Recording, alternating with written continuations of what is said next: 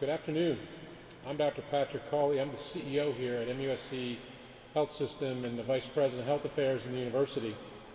On behalf of the MUSC Board of Trustees, our President, Dr. David Cole, and the entire MUSC family, we want to thank Mayor Tecklenburg, his team, and the entire city of Charleston for inviting us to be part of this dialogue, the planning, and the other efforts to proactively manage the ongoing flooding threat to the medical district.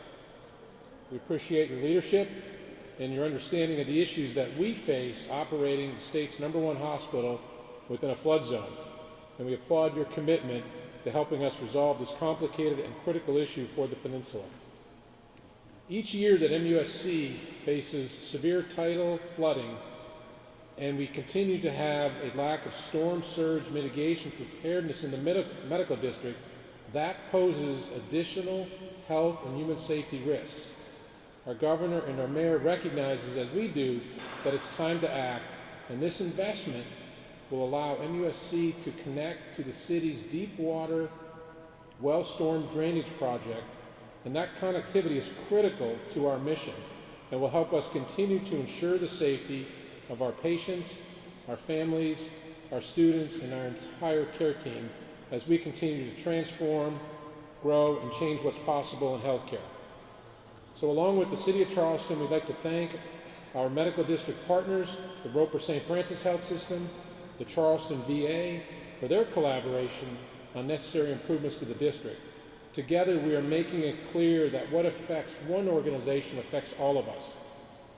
We would like to express our appreciation to Governor McMaster for assembling the South Carolina Floodwater Commission so that flooding issues can be addressed throughout South Carolina, and for his direct support of our $10 million state budget request to help mitigate flooding in the Charleston Medical District. And with that, I'd like to invite Mayor Tecklenburg to the podium. Thank you. Well, thank you, Dr. Cawley, and thank you all for coming out today. And it's nice of you to thank me, but we really today are thanking Governor McMaster for including this $10 million request by the Medical University to be part of his proposed state budget for 2020 that he announced just yesterday. And we're going to thank in advance the members of the state legislature for supporting this budget request of the governor's because of its vital importance, not just to this region, but to the state of South Carolina. And I think everyone will recognize that. So I do want to just share with you a little history of this story because it's really a sign of how things have changed and how remarkably our awareness of this issue of flooding and sea level rise has happened in the last 5 years. Coincidentally, mostly during the time I've now served as mayor, because even though Charleston's drainage woes have unfolded over a 350-year history, and much has been done to analyze. There was a major drainage study, by the way, done by the city back in 1984, in which this deep tunnel system was first proposed and considered. But believe it or not, about 10 years ago, the extension that would have brought this system to the hospital district was cut off the proposal. It was left off, whether it was for financing or, frankly, I just don't think it was that big of a priority for the district. So what has happened? 5 years ago in 2015, we had the big flood, and then 4 years in a row now we've had named storms, along with even big rain bombs, they call them, but to the extent of enough water in a quick enough time to where mobility and access to the medical university and the hospital district was cut off. I mean, we saw back in Hurricane Irma that we had to call boats on scene to get doctors and patients from one facility to another. So this incredibly raised our awareness for the long-term sustainability of the hospital district and the service to our citizens, our clients, but also to the over 15,000 people that work in the hospital district. It's the largest employment center on the peninsula of Charleston. That's how important this district is to our city, to our region, and yes, even to our state. So it was just in a conversation really with our engineering firm after Irma that someone mentioned to me, said, you know, Mayor, we originally had an extension plan for the President Street Tunnel. That's the north-south tunnel that now terminates at President and Cannon Street, just a few blocks away behind me.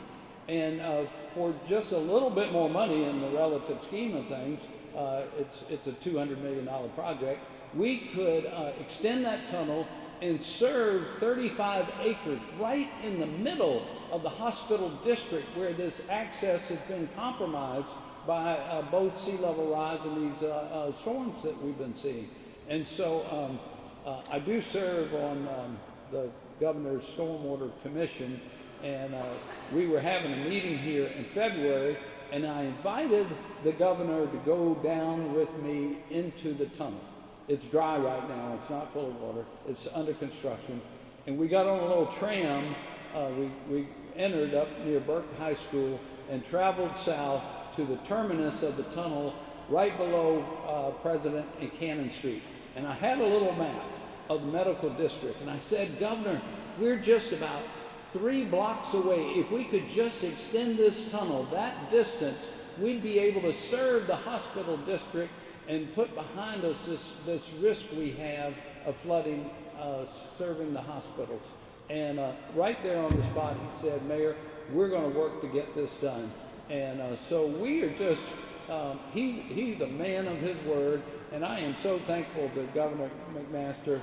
He's worked on this since then, and the medical university officially made the request, and sure enough, Governor McMaster put it in his proposed budget for next year. It's going to be a remarkable addition to the project. It's going to be the best bang for your buck, I believe, that we could get out of additional funding for an existing project. It's going to be shovel ready because the city of Charleston has taken it upon itself before getting this money to pay for the engineering costs and the design, which is underway and soon to be completed. So by the end of the legislative session next June, when they confirm we receive the $10 million for construction, we'll be designed, engineered, and ready to go with this extension, and it'll tie in so nicely with the time schedule for the completion of the overall project. And I have also with us today Matt Fountain, who's the director of our stormwater department. So if any of y'all have any details beyond that about the project and how all this works, he's got the expertise on that. So thank you again for coming. Thank you, Dr. Cawley and the Medical University for making this request and working with us, and to the other hospitals, the veterans and Roper, both supported this, but it's in the MUSC request to the state budget, and that's why we wanted to have it here today, and thank Governor McMaster for his fine work in moving this along. Any questions? Yes, sir. I know you said the city is covering design and engineering. Do you know how much that has been set aside for that? Well, to date, you do it in phases, and I think the existing agreement is up to the 30% design, and Matt can give you the number on that. Yeah. For the preliminary design work, the city set aside just short of $300,000 for that, and then there's an additional funding to complete the design that's under consideration right now by council. It would be about an additional $500,000 for that work. All right. Any other questions? Yes, sir. And did you say that the total project for connecting it to the whole system was $200 million? Or was that the cost of the entire project? We estimate that it'll be $10 million total. Okay, so this will cover connecting it. The budget request will cover the entire connection.